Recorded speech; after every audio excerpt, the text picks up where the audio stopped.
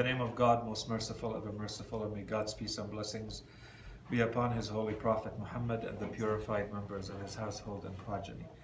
Allahumma salli ala Muhammad wa ala Muhammad wa ajil farajahum. Sisters, brothers, assalamu alaikum wa rahmatullahi wa barakatuh. So we are now at lesson 16 from the book. The outline of this lesson, very simply, is almost half, if not more, of the lesson is a longish introduction about the topic of the oneness of Allah subhanahu wa ta'ala and how human beings developed or might have developed the ideas that led to polytheism. And then the author goes into one of the classic main proofs for the oneness of God by looking at some of the different possibilities to explain the causality in the world. So just to keep in mind, this lesson is a first lesson about the oneness of Allah subhanahu wa ta'ala, and then it will be followed by a second lesson. That one will be a little bit more detailed and going into a little bit more of a, let's say, rational, intellectual, philosophical discussion about the oneness. So if we recap a little bit what we've covered until now, we presented a number of proofs for the existence of Allah subhanahu wa ta'ala, and we also explained what kind of God it is. So we said that this world requires a necessary being, and that will be the absolute cause of the world. And then we went to, and let's call that cause God, and then we went into a little bit of the attributes of that entity, of that God. So we said that one way to understand causality, or the absolute causality in our words, in our more theological way of explaining things, it would be creatorship. So He's the creator of the world, He has knowledge, He has power, He's considered the absolute God, or the absolute cause. So we spent a lot of time on that notion of the difference between the partial causes that we see in the world and this real existential cause, the illa al-mujida, as we said,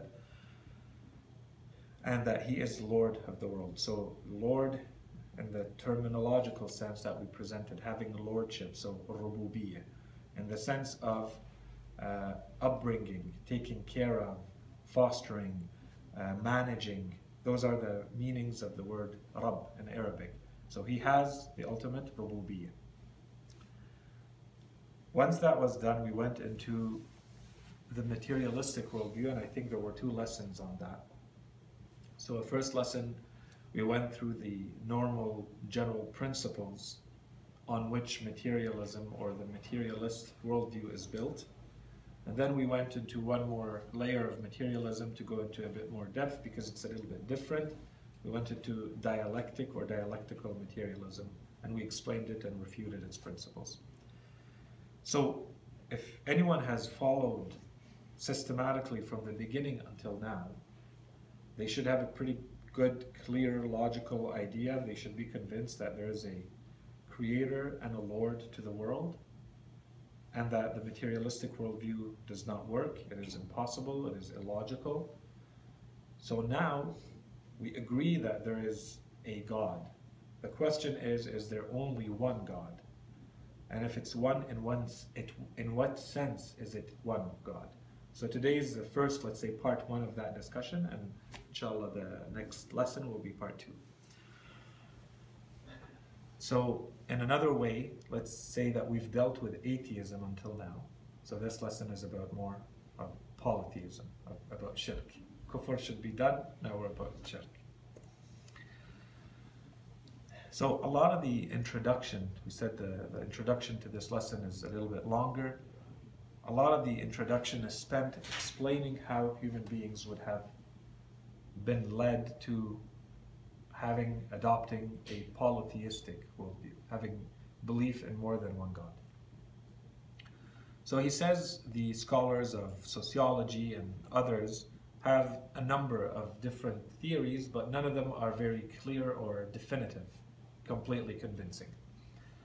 And I'll say a couple of words about that. Generally speaking, the way he presents it, he's basically going with the let's call it one classic version, which is human beings when they were in their most primitive states, they believed in a multiplicity of divinities, of deities, of gods. And as human beings got more and more sophisticated in their thinking, they got more mature, and societies got more complex, and their thinking therefore got more complex, they went towards monotheism. Okay, so that's the general view that he's saying, let's go with that. So how did this come about? As the theory goes, human beings were confronted to nature. They have all these natural phenomena that they go through, and they have to find a way to make sense of them. These phenomena cause fear. They do not always make sense, and they want to be able to manage their lives in accordance with these natural phenomena. A lot of them are normal day-to-day phenomena, rain, sustenance, so on and so forth. Some of them were more typical then, like war, and others were natural catastrophes, and all of these require explanation. So human beings, naturally, their tendency is to go towards coming up with some sort of explanation that there is an entity that controls each one of these phenomena. And the idea is that because you do not understand the scientific mechanisms at play, you're going with the supernatural or beyond science explanations, and therefore you're going toward divinities, gods. So for instance, we see, or human beings would have seen, a lot of good and a lot of evil in the world, and so they attribute all the evil to one divinity and all the good to another. Or for instance, they notice that a lot of their life depends on the sun and its heat and its light and so on and so forth. So that becomes a very important entity, and with time they worship it, and that becomes a god, either directly or a symbol for something abstract beyond the sun itself. Same thing for the moon, same thing for the rain, same thing for the ocean, wars, so on and so forth.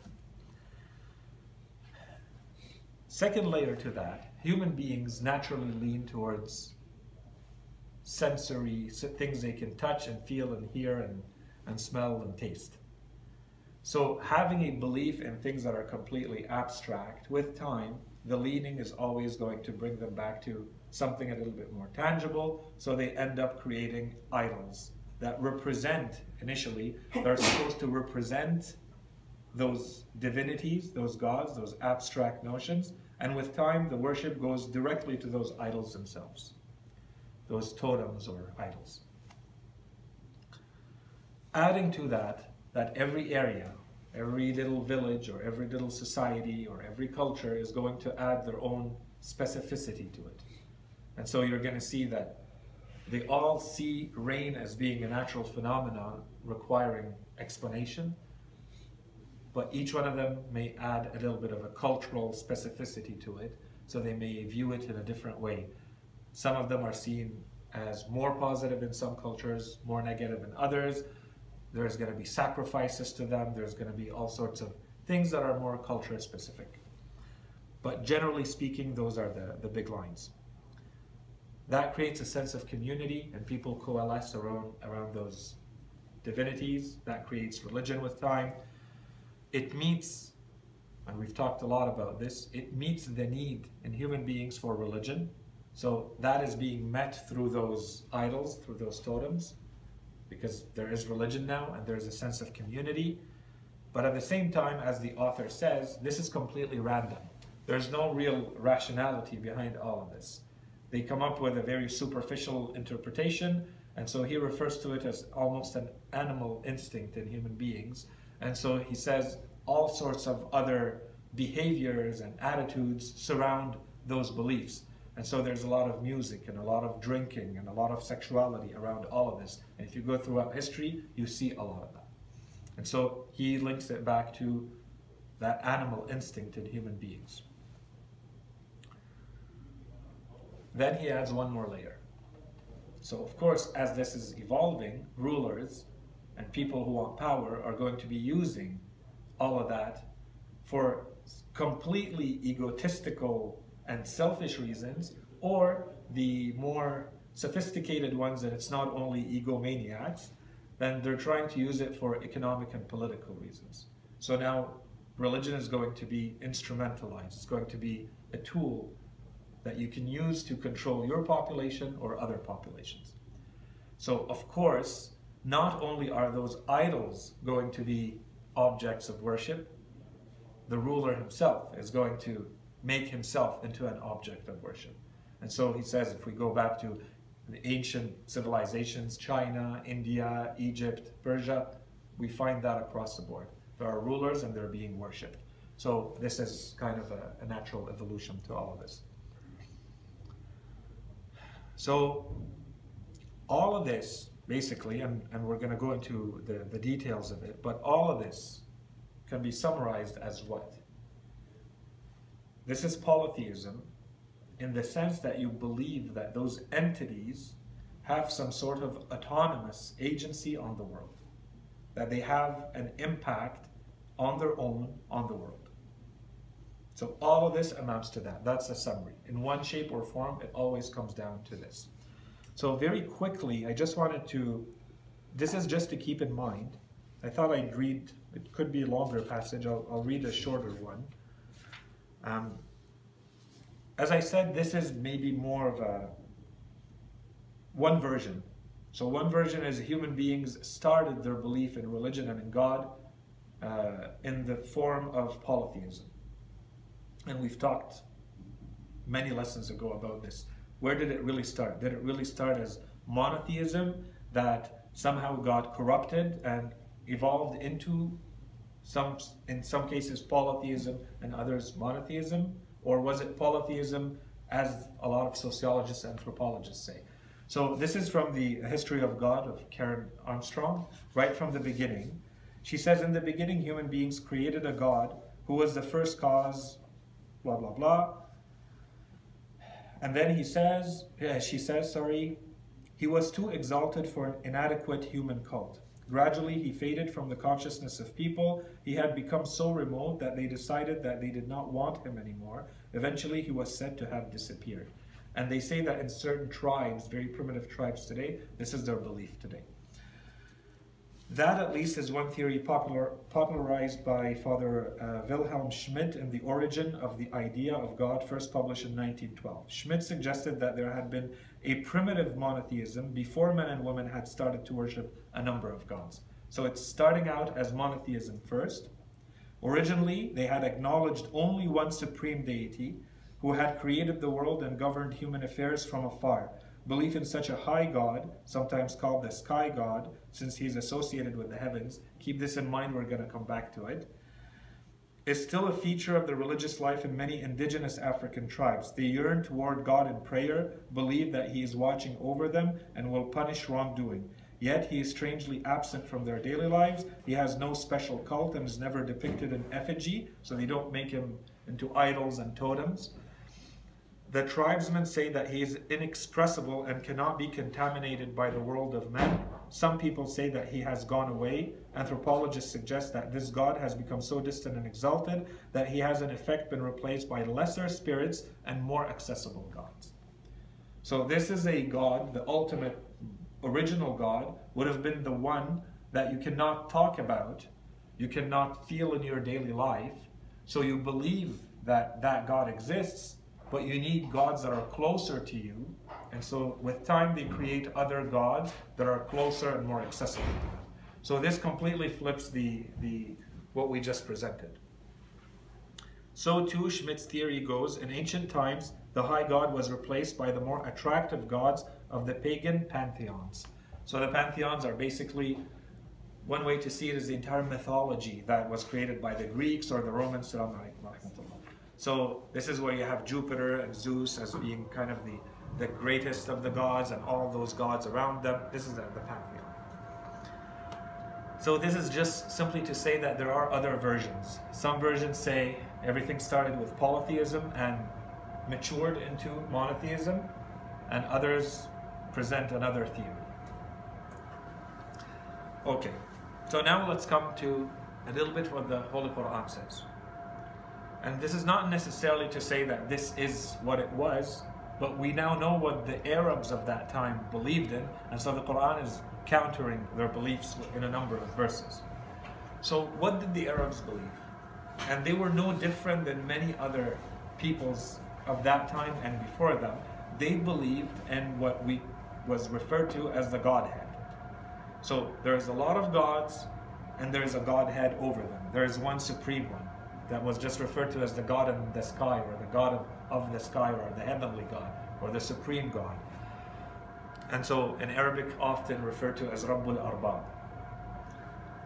So how is the world making sense with this? Well, there are other entities. They have kind of an autonomous ability to intervene in the world. Some of these entities, and so the Quran attacks these different beliefs in different places. Some of them can be angels, jinn, spirits, and other invisible entities. In one verse it says, "Is not pure faith to Allah alone, as for those who take guardians beside Him." So this is very general.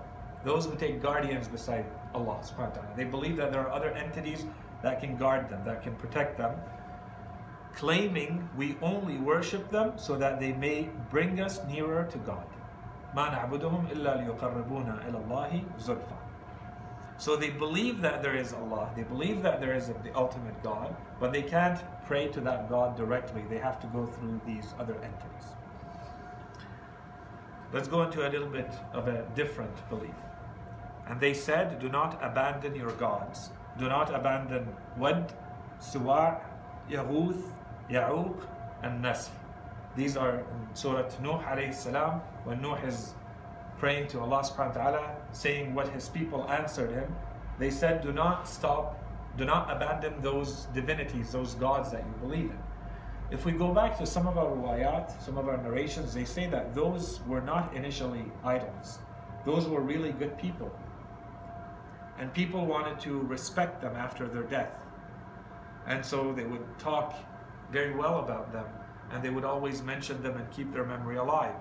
And with time, they built statues for them so that people would not forget. And with a little bit more time, they started worshiping those statues. And so this would have come down all the way to the Arabs. And a lot of commentators have said those have gone through the Greek, those were initially the Greek gods that were made it into the Arab world, and so those were the ones. Anyways. Another verse, "Look, it is indeed out of their mendacity, their lying, that they say Allah has begotten."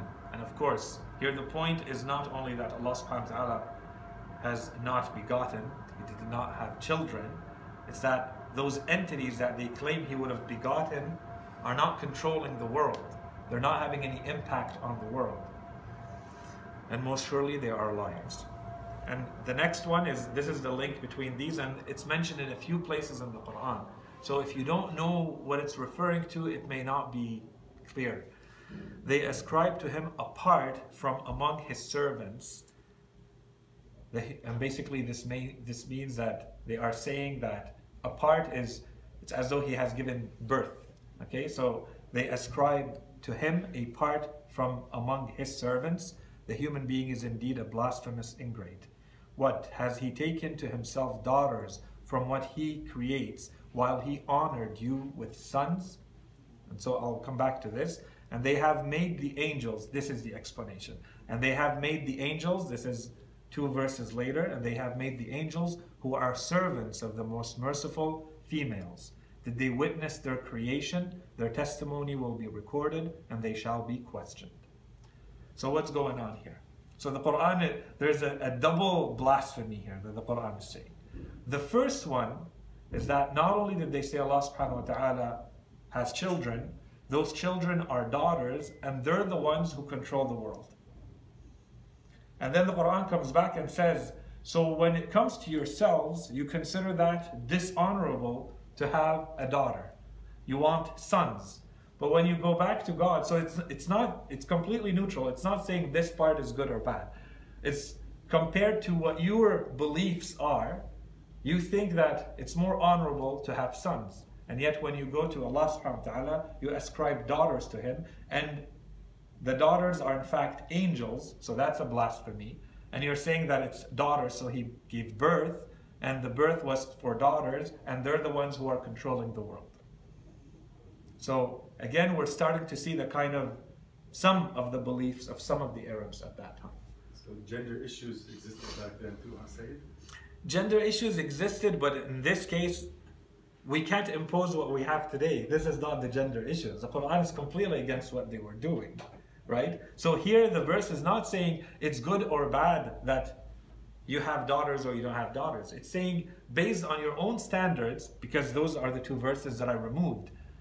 وَإِذَا بُشِّرَ أَحَدُهُمْ بِالْأُنْثَى, and when one of them is told that now his baby is in fact a female, ظَلَّ وَجْهُهُ مُسْوَدًّا, his face is blackened, right, or darkened with this feeling of you know, how heavy it is and how depressing it is for him.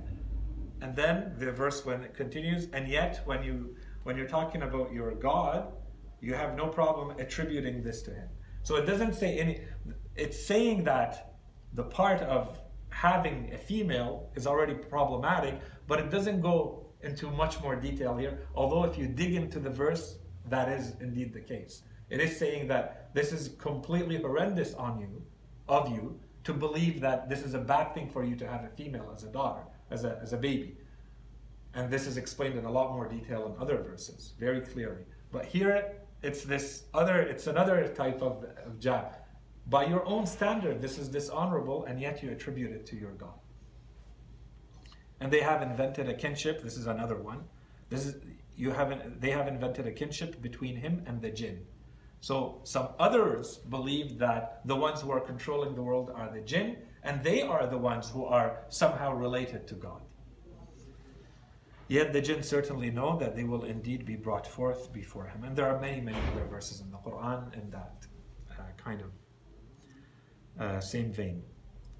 So a last point here, when we read the Quran, we see a lot of the efforts of the prophets had to do with the notion of polytheism. And I think we talked a little bit about this. Maybe today we're feeling that atheism is a big issue. But throughout history, it wasn't atheism, it was polytheism. The world does not make any sense without a God. But the issue is that they could not make it make sense only with one God, so they created multiple deities. So keeping all of this in mind, let's go into the oneness. So the oneness, of course, is the oneness of Allah subhanahu wa ta'ala. Before going into the three scenarios that he's going to give us, he asks the readers to remember what was presented a few lessons ago. And this is something that we presented in lesson 10, when we made clear the link between creatorship and lordship. And why is that important? Because as we said, the way to understand polytheism at the bottom of the slide is all about lordship. Who is controlling, managing the affairs of the world? Really, it comes down to this. To know if there are other divinities, let's go directly to the concrete aspect of it. The concrete aspect is what or who is managing the affairs of the world. That's what it means concretely.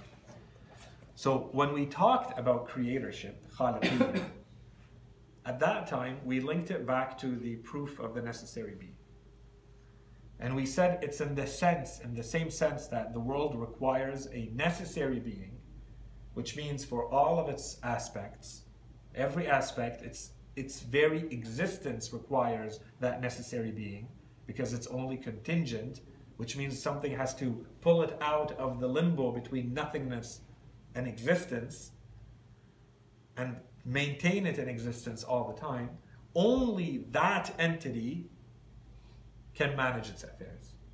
That was the link between creatorship and lordship.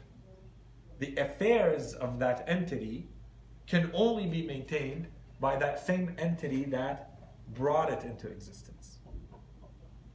And that was lesson 10. So he's telling, and he doesn't go into it. He just says, as we've discussed before, there's a very clear link between creatorship, khaliqiyya, and lordship, rububiyyah. So without going and repeating what we've already said, so in other words, that's already a proof for the oneness. Because when we proved al-Khaliqiyya, when we proved creatorship, we proved it for a necessary being, and there can only be one. And we'll talk more about that in the next lesson.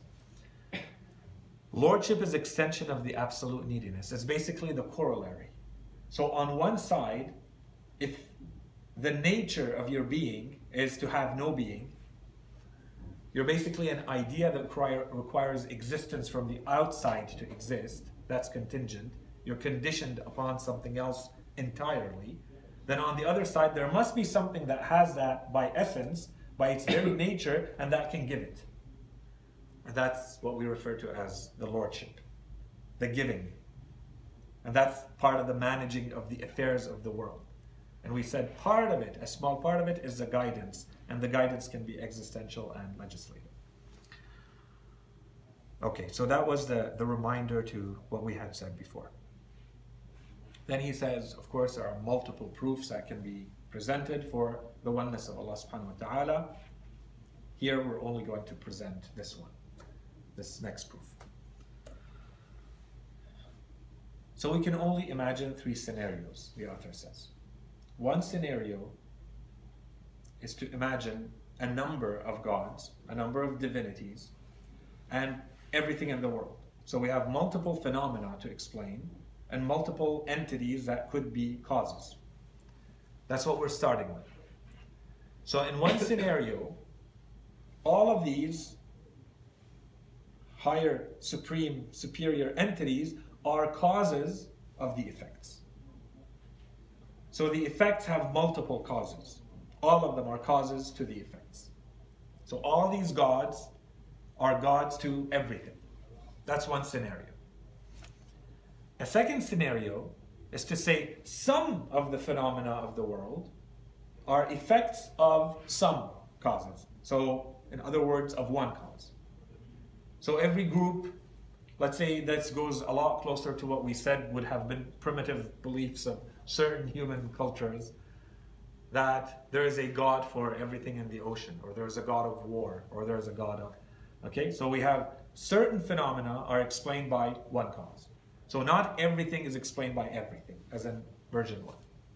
Scenario 3 is ultimately it rolls back up into one entity that is the supreme Godhead, as they refer to it, and everything else is just managing the affairs.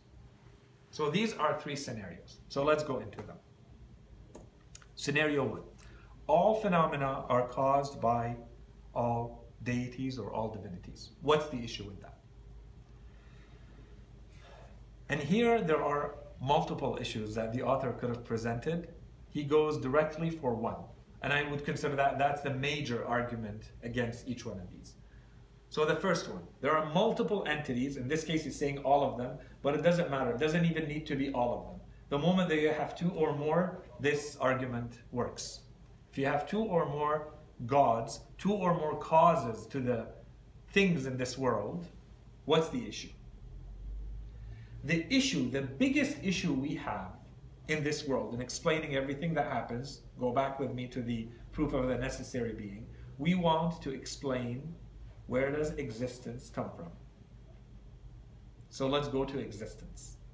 So in this case, in this interpretation, we're basically saying there is more than one entity giving existence. So as an entity, as a phenomena of the world, you're receiving existence from more than one cause. So what does that really mean? Does it mean that you have more than one existence? That's the only thing that it could mean, is that you have more than one existence. And that is impossible, because if you either exist or you don't exist. You don't exist. If you exist, you have one existence. Existence is, and that's it. You don't have multiple existences where each one of them is coming from somewhere else. So that would be the issue. If you, the moment you have more than one entity being the cause, then you have, for the phenomena are going to have more than one existence. The rest, we're going to deal with it later. Okay? Let's go directly to existence, because we said it's managing the affairs.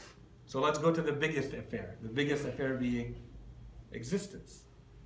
So are you saying that those are causes in the sense that they give existence? If they are, that means that according to scenario 1, where all of them are causes to everything, then the everything has more than one cause or more than one existence. And that is impossible. There is only one existence. You either exist or you don't. You don't exist and then exist or have other existence. Does it make sense? Okay, so that's the issue. Yeah. Is it kind of like Sayid, like in my mind I'm imagining an elephant, and only I can bring that elephant into existence. Like you can't help me create it. That's a very good way of seeing it, yes. So can I make your elephant exist more or differently? No. No. And only, it's one existing elephant, and I'm making it exist with no help from you or anybody else. No other cause. Nothing else can even help it exactly. Exist. Yes. So how can you imagine that elephant having more existence come from anywhere else? It wouldn't work. You can't help me create something in my mind. So that's where it's coming from. Now let's look at the elephant. What would it mean for that elephant to have more than one existence? Does it make any sense to say that elephant is what, it exists twice? It exists differently? Yeah. Can this one say that the elephant is divided into parts, and you get one part from something and another part? So that's two. That's the second scenario. Oh. So that the moment you divided it, now we're going into parts are explained by something, parts are explained by something else. And we're going to see what the issue is with that one. That's a very good objection. So the first one is understood. I don't understand. What did she mean? I don't get it. So you have an elephant, it has different parts, different dimensions, different aspects. You have an ear and a leg, okay? Maybe one of them is creating the ear and the other one is creating the leg. What's the issue with that? But in my mind, you can't create one part of it. Yeah, so it doesn't work in your mind because now you're in a world where things are just singular. And that's the real philosophical answer. But this will apply to the second scenario. So the second scenario is, we said what? We have different phenomena in the world, and those phenomena, each group of them, some of them, are caused by one entity, one cause. So you have God A creating or intervening in things related to war, and God B intervening in things related to sustenance and rain. God C related to, everything related to earthquakes or the sun, or so on and so forth. Okay? Or the ears of the elephant, or the legs of the elephant, in that sense. So here, what's the issue? If we have to go back to when we understood the causation of something, we said this is an absolute causation. I'm going to explain it first in concrete terms, and then I'm going to add a little bit. Concretely, if I look at the things in the world, they look like pieces of a puzzle that just fit together. Things actually look like they were created as part of one system. And that's why when we look at the world, we're able to identify patterns and speak of natural laws, right, that apply to everything. In science, they even have constants that don't change from one formula to another. What does that tell us? That tells us that for things to exist in this way and to have some sort of dependence and interaction with each other, and there's different types of it, different types of interaction, they all have to be part of one system. Does that make sense? If they're not part of the same system, the things within the system can't interact with each other. For me to exist as a son, I'm part of a system that requires fathers who are able to have sons. I'm not just some independent entity. There are relationships in this world, in this system. There are laws that are in place. There are causalities. They are only logical. They only make sense if we all agree that this is all part of one system. Now, some may say this is the only system. Others can say there are more than just this one system that we know, which is the universe with all of its laws. But what we do know for sure is that in this universe that we know, everybody's looking for the same laws. And we know that they work for everything in it. So there is a system. For me to know that there is a future, or when I do anything today, I know that it's going to have an effect in time, for instance. Or if I'm here today, it's because things before me happened that led to me being here today. These kinds of interactions mean that there's a system. Okay, now let's go back to those causes, the ultimate causes of those entities. Now we're saying that there are different ultimate causes for different parts. So are we saying there are different systems? If there are different systems, they don't talk to each other. Every God is going to work with his own system. If I'm a God and you're a God, I'm not going to come see what you're creating so that mine matches perfectly yours. Why not? Yeah, like because we're gods. In what sense? So we're talking about, and that's why we said, if we go back now, let's add now, that was a very concrete layer. Now if we add the slightly more philosophical layer, which is, we're talking about absolute causation. We're talking about existence in all of its aspects. Okay, where does that come from? If it's not coming from the same place for every entity, then how come it's matching all of it together in everything we're seeing? How come fire burns everything that it's supposed to burn? There are no cases where it burns here but it doesn't burn there. Why? Why are there laws? Why are there systematic causations that we can tell, here are patterns, we know the cause and effect, for instance time, for instance dependencies, so on and so forth. That basically says there is one system. All of this is coming from one system. Now if there are others, we don't have access to them. We're stuck in this one. Based on this system, there can only be one ultimate God. So say if two people, two gods, going back to what the course started, there has to be one infinite, an absolute cause. Because of regression and whatnot. But the second, if we put two gods, that whole argument goes to waste. Because now these gods have boundaries. Exactly. Because they limit each other. Yes. So then in turn there's no and cause. So if you do something and I do something, I'm assuming, stuff for a lot of gods, yes. That means I'm limited. Exactly. The second I become limited, I cannot be the first cause or the uncaused cause. Yes. And so this is the next week part, which is, what does it mean when we say God is one? So today is the more concrete part. Next week we go into a little bit more abstract. When we say one, is it the numerical one, which means there can be two, or there cannot be two? Or it's illogical to speak of two. So these are different layers of one. If the one is a numerical one, there could be 1, 2, 3. We just happen to be in a world where there's one. Is that what we're saying? So that's next week where we talk about al-wahda al-adadiyya, as they say. Is the oneness of God, wahdatullah, is it wahda adadiyya? Is it a numerical one or is it a non-numerical one? And really the argument boils down to this.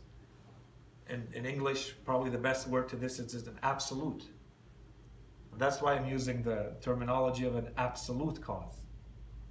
If you're saying existence is full with a thing, or all existence is that thing, what room is there for anything else? Anyways, that will be next week, inshallah.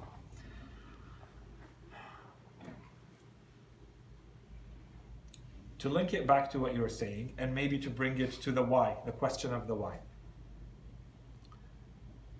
So this is the third scenario. So we said scenario 1, Scenario 1 is all phenomena are caused by all the gods. The issue is a thing cannot have more than one existence. So we cannot have more than one absolute cause. Some phenomena are caused by one God, others by another God, others by another God. In that case, you would have completely different worlds, completely different systems, and the systems would not talk to each other. And based on everything we see, everything fits like a glove, or everything fits like pieces of a puzzle.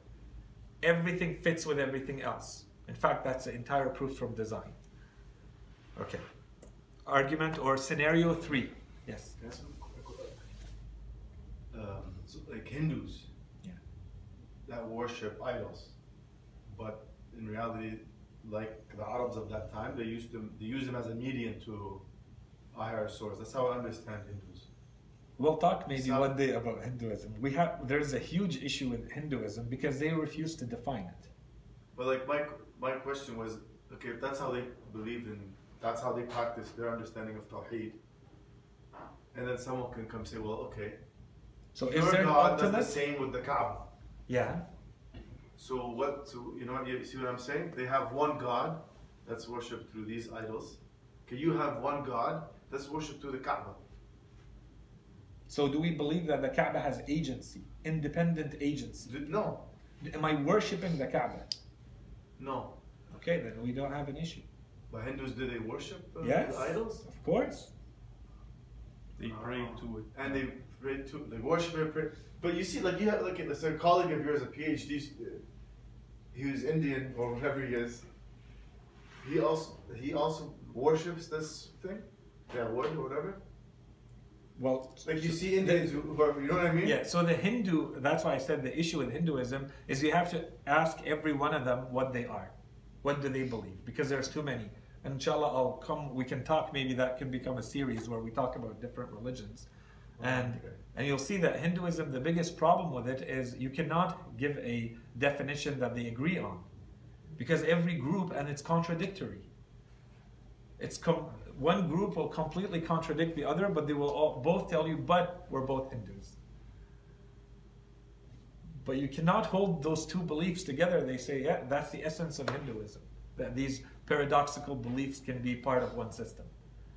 And that's why I would pinpoint it. I wouldn't use the word Hindu. I would go with a specific belief, and then we can talk about that belief. And there are some of them that believe that, yes, it's one God or one ultimate supreme being that is being worshipped through these lower divinities, and other that say, no, each one of them is a separate entity and you worship that and you devote your life to it and that's it, for instance. So it's a good question. Third one. So all the phenomena are caused by a single divinity, single God, but within that God, there are others that are secondary lords. Like the Arabs said, we only worship them because they bring us nearer to God. But we worship them. That's the key. We worship them so that they bring us nearer to Allah subhanahu wa ta'ala. So first of all, reminder. Again, we are talking about absolute causation. So are they saying that these secondary lords, secondary gods, secondary Rabb, are they causing or they're not causing? Are they behaving autonomously, or is that power given to them from that other entity? The key is here. What do they believe? Do they believe that ultimately the power rests with one and the others act within what was given to them by that one? Or do they act autonomously? And this is going to be the difference between monotheism and polytheism. If the interactions, if every causality in that system is still within a larger system, and that larger system is only caused by that supreme being, then we're back to square one with the necessary being, with one God. So it's all about, is it autonomous, or can they do anything on their own? That's the issue. if the answer, and usually the answer is what the Arabs said, no, it all boils down to one entity at the end, and that entity is the one that allowed, that entity is the one who created and gives and grants and allows and so on and so forth, we're back to square one. We're back to one supreme entity, one supreme God. So then that opens the door to what do we do with the relationship of cause and effect that we see in the world? Small scale or big scale? And this is something we've talked about a few times. So the author goes in the topic again. Does cause and effect, no matter what shape it takes, does cause and effect contradict monotheism or not? So again, it all depends. Do you believe that the causality, the causation, is it autonomous from within, or was it given? Was the fire, do you believe that fire does what it does because it wants to? Because it decides to burn here and not burn there? Or was its power to burn given from the outside by that supreme entity that caused it to be what it is? The key is there. Does the water quench your thirst on its own when it decides to? Or is it under the control of one divinity that can do that? Or sometimes there are other. So these are the intermediary causes. And this is going to open the door to a whole discussion. So when I drink the water, does that encroach, does that transgress my belief in God if I think that the water is going to quench my thirst? And this is the point of the next lesson, to understand that kind of oneness. So if now I understand what oneness means, and we'll talk about that in the next lesson, then does it mean that every time I see a relationship of cause and effect of something, the non-God, having an effect, being the cause, does it mean that I just encroached on, transgressed, contradicted my belief in that one God having absolute power, being the absolute cause, or not? And everything boils down to understanding what we mean by that causality, which we've spent a lot of time on. But one of the keys was probably when we talked about something that was not in the book per se, but we talked about it. We said there's a difference between vertical and horizontal causality. So if something is a cause, but it's within the causality of something higher, it's not an issue. They're not in contradiction. They're not in competition. When the child pays in the store, but they're using their parents' money, they're not autonomous. It's a vertical. The ownership of the money or the payment, the purchase is in a vertical relationship. You could say the child paid, or you could say ultimately the parent paid through the child, but the parent paid. The money came from them. Is this the type of relationship? Then we have no issue. We still are going back to the ultimate cause. Then the matter simply becomes understanding the kind of world that that ultimate cause created, and how it's a world where there are causes and causes to causes and intermediary causes, and we're supposed to use those causes. That's the kind of world that was created. So of course you can say, I will pray to Allah subhanahu wa ta'ala directly and He will quench my thirst. Or I will use the cause that He gave me to quench my thirst. So in this case, drink water. In that case, do work to get money. In this case, take a pill so the headache goes away. It doesn't mean you believe that that causality is autonomous, independent. And that is going to be the key to understanding the whole topic of intercession, when we'll talk about it, inshallah. But here, maybe just a quick hint, the topic of wilayah.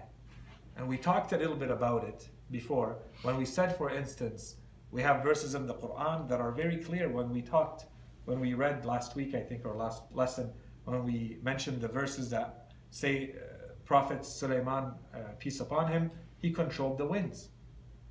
It's not saying that Allah subhanahu wa ta'ala is controlling the wind.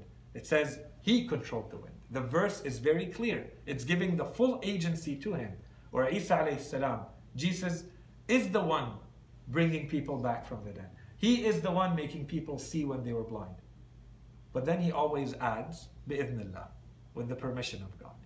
Okay, so who's doing it? Is it God or him? He's doing it, but not autonomously. He doesn't have that power from within. That power is given from somewhere else. So does that contradict that kind of belief? If someone holds that kind of belief, does it contradict? No, it doesn't contradict. Because you're bringing it all back ultimately to one cause. But say for the idols, they used to believe that the idols they can give by themselves. Yes. Oh, so that was the issue. Yeah. Even today. Even today. And you have all the beliefs. You have some people who believe this and some people who believe that. So those who believe that they don't, then it becomes a discussion about that second layer. Let's say I do believe that there's an ultimate God who controls everything. That doesn't justify me believing in anything. It doesn't justify me saying, and the way to learn is just to look at this book and then by osmosis the knowledge of this book just goes in my head. It's not valid. It's not everything goes so long as that entity permitted it. No, I have to understand what kind of world did that entity create? What kind of laws did he put in place so that if I want to access the knowledge of this book, I have to go through those means. So I may agree with you that there's an intermediary layer, but I may disagree with you on what that intermediary layer is or how it works. And that requires proofs. I can not just decide I like this one or I've come up with it, or what's your proof that this is the intermediary from point A to point B? Yeah. Maybe I'm just surprised because here, like, we don't see people worshiping idols. But maybe if I was raised in India, it would be more. I could understand. Okay, they were rat temples and snake temples. But like, what here, I'm more. We could understand the idea of atheism easier because we're surrounded with atheism. But like, if you had to, you had to look at both of those, whether it's atheism or idol worship. Without the influence of living here, which one would you think would be like harder to believe in?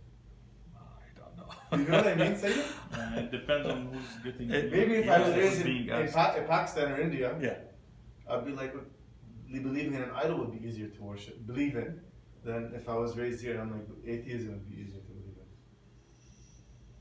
in. I don't know. It's a good question, and I have no answer. Okay. I don't know which one is more rational or less rational. Yeah, which one is more rational? That's what I'm. Yeah. Okay. Sayid, should we take questions or we still have?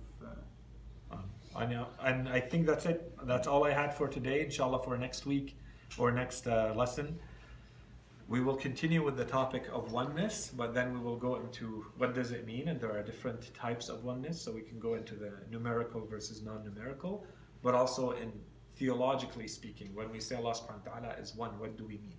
So there's the essence of Allah subhanahu wa ta'ala, but there's also his actions and his attributes. So what do we mean when we say he's one in each one of these? These are different layers, and we start understanding the world differently with each one of them.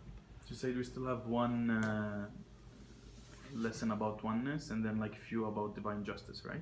Before we finish? We could consider it 3 lessons, yeah. So there's so 4 lessons in general to finish volume 1. Left, 18, 17, 18, 19, 20. Okay, to finish volume 1, inshallah. Right. Sisters, do you have any questions? We'll start with you. If you have. No? Abdullah? Okay, so at what point do you talk about the idols of the Arab? They used to be a good person. So something came to mind. The history books of the Arab. I mean, up to 100 years ago, even like 50 years ago, I think people at our scholars only had access to probably Arabic books of history of Arab. So today, our present scholars use modern Arab history books written by Englishmen so that they can analyze the rulings and beliefs or tafsir of the Quran. And if so, do you know any good books that are reliable, that can't be reliable because that's a perspective that people might have different opinions, so that I can just look into it because. So any books that use modern or only Arabic? Only old traditional? but independent because like sometimes when I write about Arab history, he might be a little bit biased. I don't know. Yeah. So that's why I know. That's what. So in the end, the Arabic studies recommended to read if you want to understand the history of, for example, at the time of the Prophet, and it might be for it. If you have any, it might, if you don't, you can know. So history before Islam? Yeah, and write about that era. There's a Like for example, the doors of the houses, there were no doors, there was just a curtain, and people would walk in and treat everybody without, for example, hijab or whatever. Those kind of type like that. There's the culture. yeah, there was a Ali Jawad is a Ali Jawad. Yeah, he was a Iraqi historian who wrote, I believe, the most extensive, and he's Western educated. And I'm not saying he's reliable, but if you're looking for someone who has both and respected in both, Yes. and again, I'm not endorsing his views, but he published in Germany and he published elsewhere and he published in English. I haven't seen anything in English, but he certainly had access to English. And his book, Arab, basically pre-Islamic Arabs, is 10 volumes. And so he goes through every aspect of their lives: social, cultural, folklore, language, customs, myths, religions, tribes, every aspect, their clothes, everything has been looked at. And his name is Ali Jawad. And that one is, I consider him probably, and I believe that he has another work that is in 1 volume. But I don't know if it's in English. Okay. History repeats itself, okay? The problem with, intermediary intercession, according to some school of thought, they become God. They become worshipable, as seen with the stone of the Kaaba or stones or certain things, and statues and idol, holy figures. We approve it. She approve having respect or venerating, like Imam, for example, shrine, make it the shrine really big and all this. It might eventually lead to, I don't know, shirk. Could eventually lead to shirk. Of course. Of course it could. So that's a good, I'm just playing the devil's advocate, but it's a good point. It's a good point to be careful with those things. So I say that's why I'm saying. That's what I'm asking. Your scholars, will they change their ruling based on understanding the history more and more and more as we advance more and more? Yeah. The counter argument, and I agree with you, but someone could argue that regardless of history. Can you repeat the question so they can? Yeah. So the question is basically like, if we look at history, and history, assuming that history does repeat itself, if some things were good, it's a good thing in itself, but people end up, venerating it and respecting it to the point of, given enough time, worshiping it. Mm-hmm.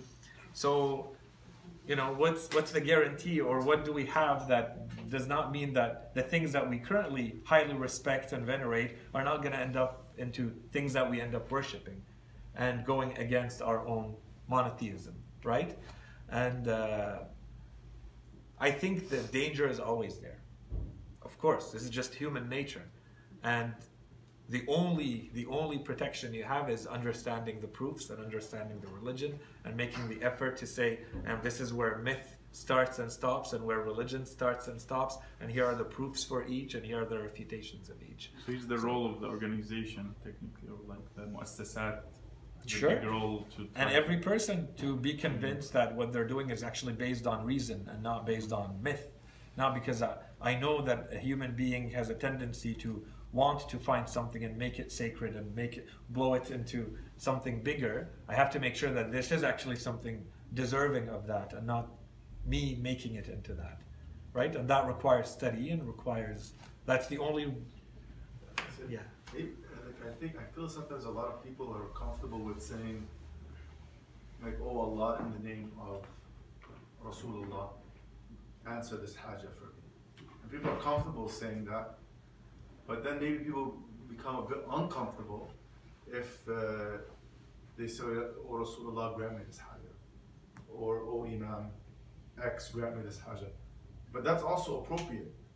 Is it not? It's appropriate if you have the tools to make it appropriate, and you understand how this fits into the normal monotheism.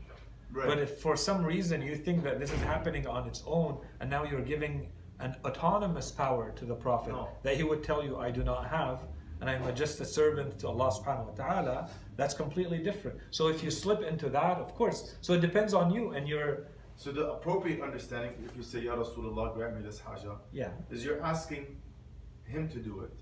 And he does it for you, but with the permission of Allah and through Allah's power. Is that the... Yes, if you have proofs, rational proofs, that Allah subhanahu wa ta'ala has given him this power, then yeah, he's not doing anything from himself. It's because he's passed away, we have the hard time. Yeah, maybe, so that's like I can ask my father, get me the milk, whatever. But we think, okay, how could he grant me this haja if he's not? But in a spiritual sense, he's very much alive. And in this way, he can even affect the physical world and the physical nature. Sure, if you can prove it. No, but according to what we believe in. We're not there, it's gonna come. Inshallah, part 2 of the book addresses those. I have a big joke to say if I can tell you that. You're skipping prophethood and Imam, volume 2 and volume 3, inshallah. Sallu ala Muhammad wa ali Muhammad.